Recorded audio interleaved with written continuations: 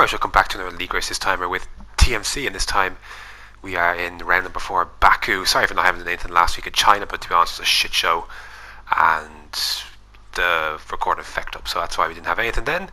We do have something now. You can see we're at Baku, Azerbaijan. It's going to be a dry race and a dry qualifying, so excellent. I was feeling pretty okay heading into this one, but no idea where my pace would stack up and what kind of lap I could get in here for qualifying. We're going to start though on a set of super softs just to warm things up basically. Don't want to use 3 sets of ultras, but see what the time is like on the supers.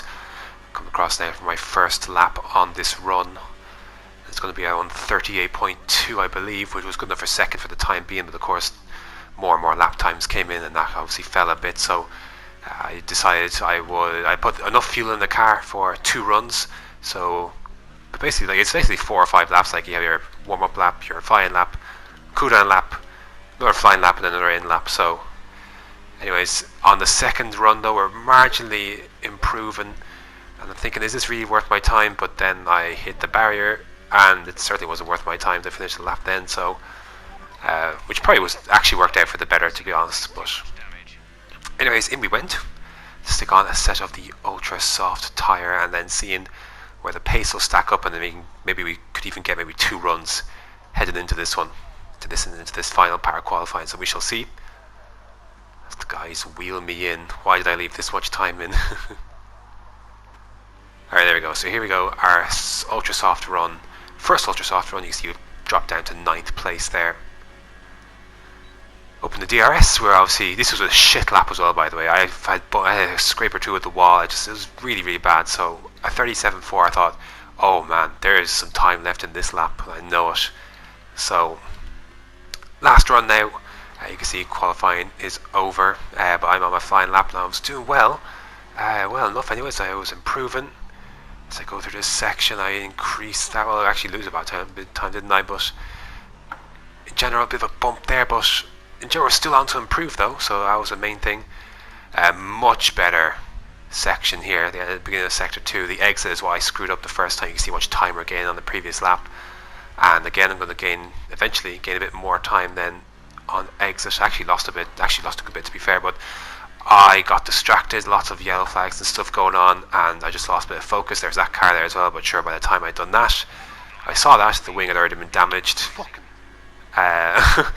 At the end though, I decided to keep going, and my teammate actually gave me the slipstream of dreams. Such a shame I didn't get the lap together, because that would have been absolutely been mighty.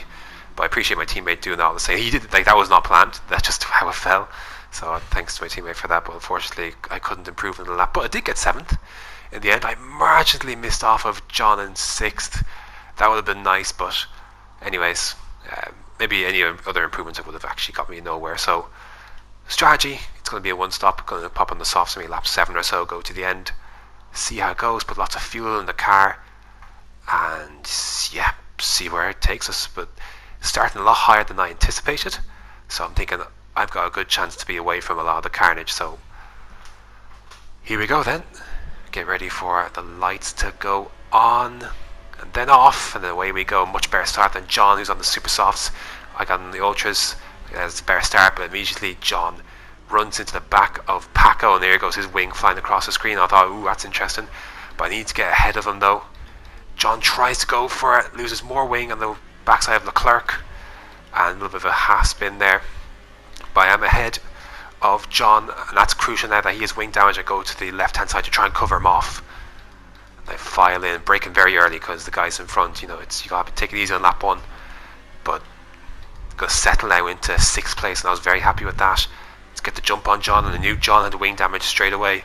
So I just went into management mode very early on this race, with making sure I wasn't using rich out of any of the corners to try and save the rears, using low ERS where I could, like here for instance where there's nothing going on. So that's one of the things I did early in this race, and just try to pull along and just check extreme caution through turn 8, but none of us fall victim to it. Lap 3, you can see we were pushed on a bit. Paco's a bit ahead. John's over 3 seconds behind now, so this is actually allowed me to really kind of get comfortable and just save anything I need to save. A bit more aggressive with the fuel and the ERS now, but because I want to be getting on a little bit, take advantage of John being kind of trapped here.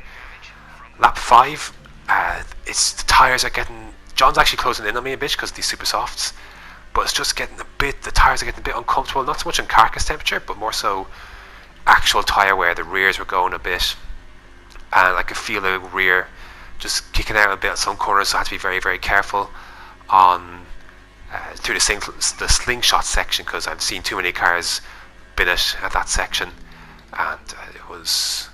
Yeah, it's not good news. But anyway, lap 6, all this lap the tyres were going, and I thought I have to come in this lap. I'm not risking one more lap on these. Go into the pits.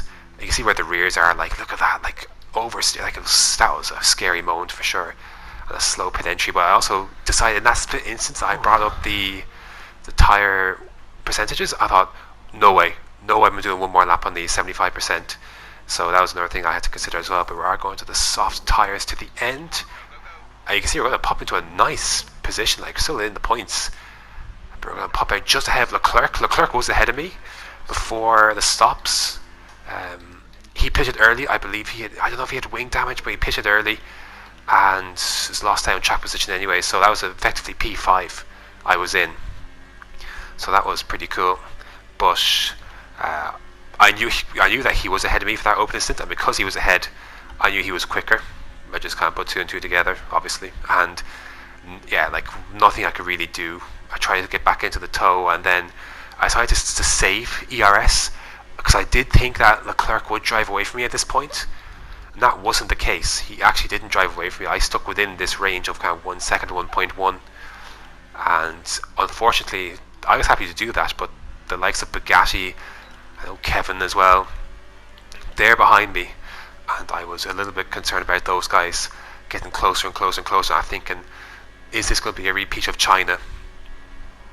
But where China for me was where I kind of was in a decent position earlier, but then just kind of falling back through the field as guys were quicker than me behind me, just came by.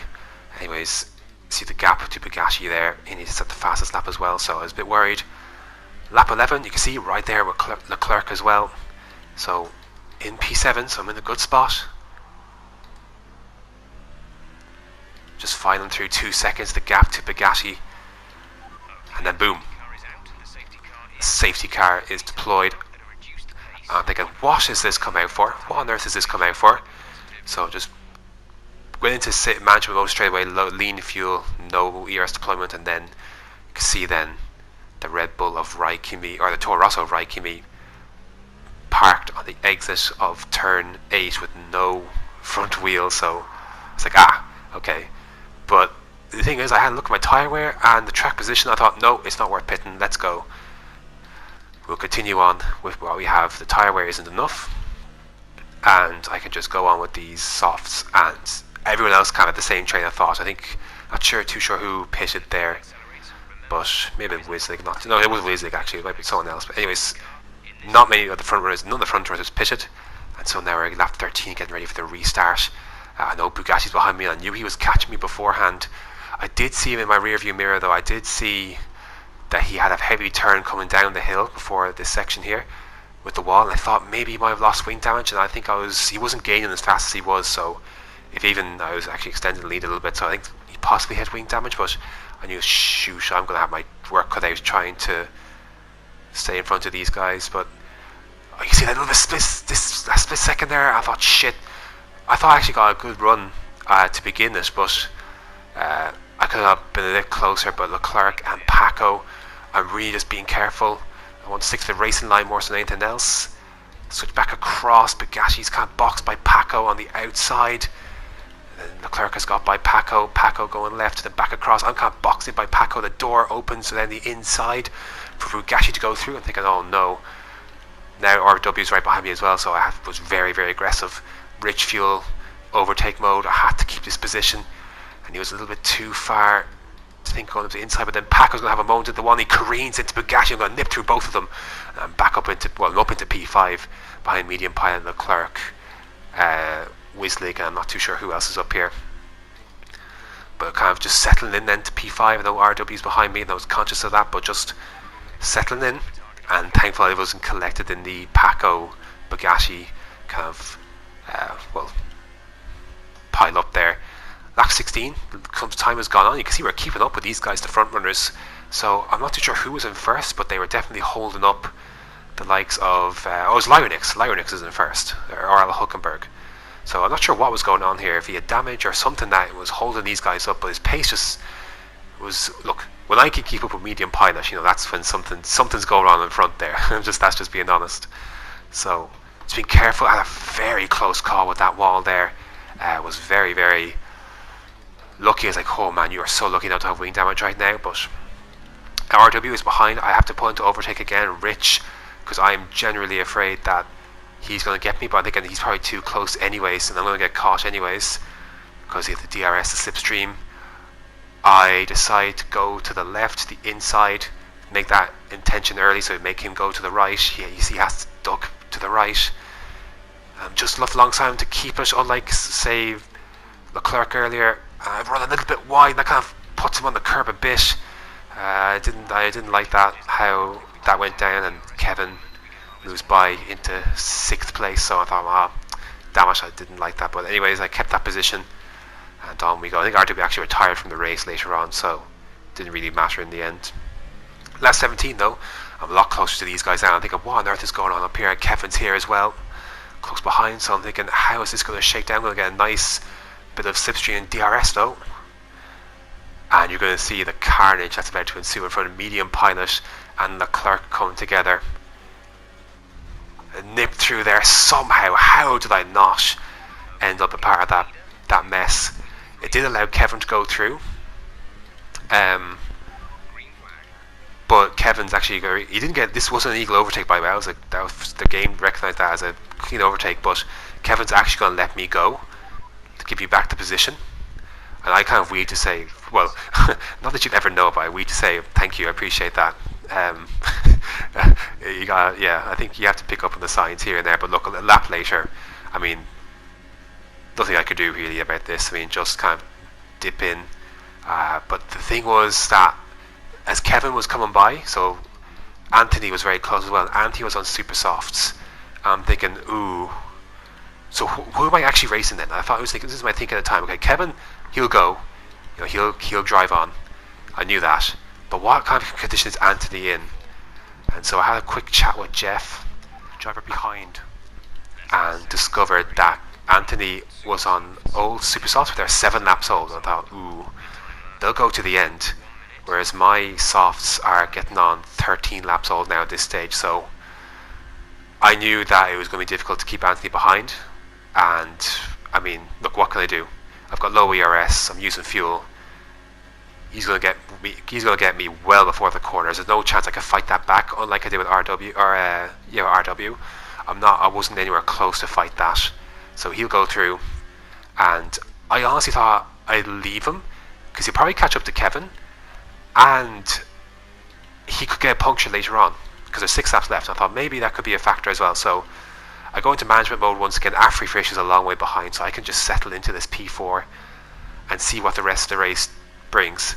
You can see on the map both Kevin and Anthony have caught up to the back of Lyronix in first, and then I do go and do that. I took too much of that curb. I got launched across and into the wall, so you can see I was dropping back enormously anyways. 2.6 seconds to Anthony, and that kind of ended everything else.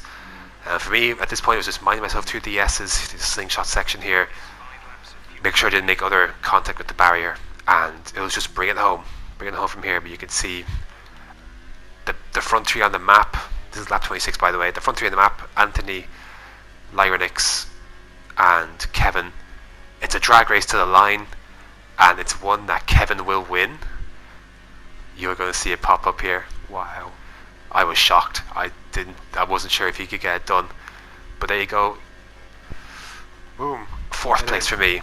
Very, very happy. The wing damage obviously sucked, but I was very, very happy to get that result. 4th place, Sam Starr from 7th, avoiding the carnage. Was definitely happy with that. So look, could a 3rd place have been on? Maybe, but not really. I don't think at all. The super softs and Anthony, look, they were too much to contend with compared to my old softs, which were quite poor near the end. The 5-second penalty for Anthony there, it was a I think was overtaking a car under the yellow flags. I think, which was the accident between medium pilot and Oh man. I'm not too sure who else it was. Leclerc, that's who it was, Leclerc. So just 8 finishers there in the end, with Desire finishing in the 8th. Kind of very lonely race, and Afri Fish getting jumped by Wizlig in the end. But that's going to do it for number 4 of TMC and TWL, the Azerbaijan Grand Prix. 4th place, extremely happy. That's a great result. Yeah, fantastic result. Very happy with it. Next up is Spain. We'll see how that goes. But anyways, until next time, a great result from Baku today.